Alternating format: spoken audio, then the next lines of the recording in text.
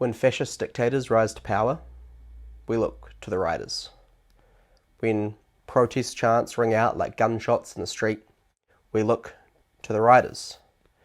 When catastrophe strikes, when the levers of power are manipulated with evil intent, we look to the riders. That is the rider's burden. Anyway, why was that guy polishing his teeth in the South City food court earlier today?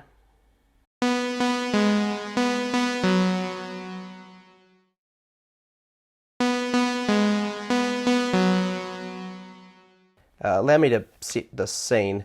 It's 1 p.m. at South City, which is Christchurch's most rapidly decaying urban mall. Despite its economic precarity, shall we say, the tables are packed with office workers in to get their lunchtime McDonald's or chop and wok. Seated inconspicuously among them is a round-faced man wearing an antique-looking quarter-zip fleece and just cavernous jeans whose pant legs are sort of piling down over his ratty white sneakers. I'm passing McDonald's on the way to the sushi place. I have some culture. When I see the man reach unceremoniously into his mouth, placing the pad of his thumb on his palate and the tip of his index finger just above his top gum. Then, with a slight jiggle, like my house keys, I assume there's kind of a bit of a knack to it, he just yanks out his entire top row of teeth,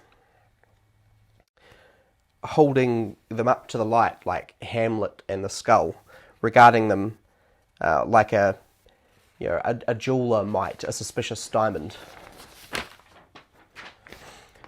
Next, lifting his rear off the seat ever so slightly, he reaches, I would say, about 16 inches down into his back pocket and retrieves a blue-green tartan handkerchief about the size of a tablecloth.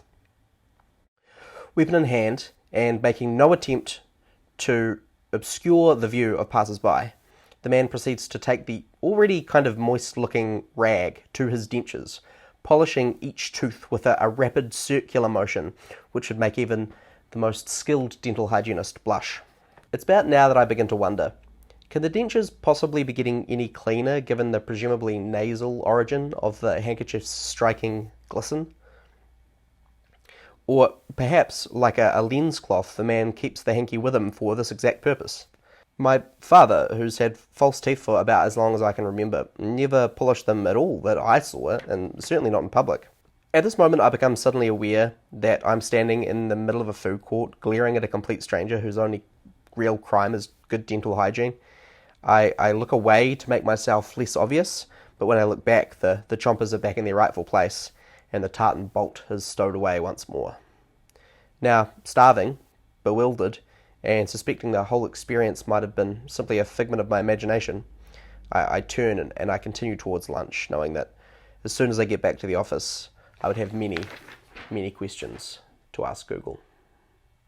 Okay, so I feel like I should explain a bit. The original idea for this was that I'd be like sitting here reading from the notes that I'd written, and just like a very minimalist shot, and then I managed to finagle this free projector to do like a Bo Burnham, Savannah Brown type deal, and I thought that would be really cool, but now, in order for the projector to work, the room has to be so dark that I can't read my notes, so I'm just going to use my phone light to do that, and just hope that the projector and the phone light sort of come together and form some sort of cogent, unique aesthetic that someday will become my signature. Necessity is the mother of invention. So, anyway, this is called The Writer's Burden.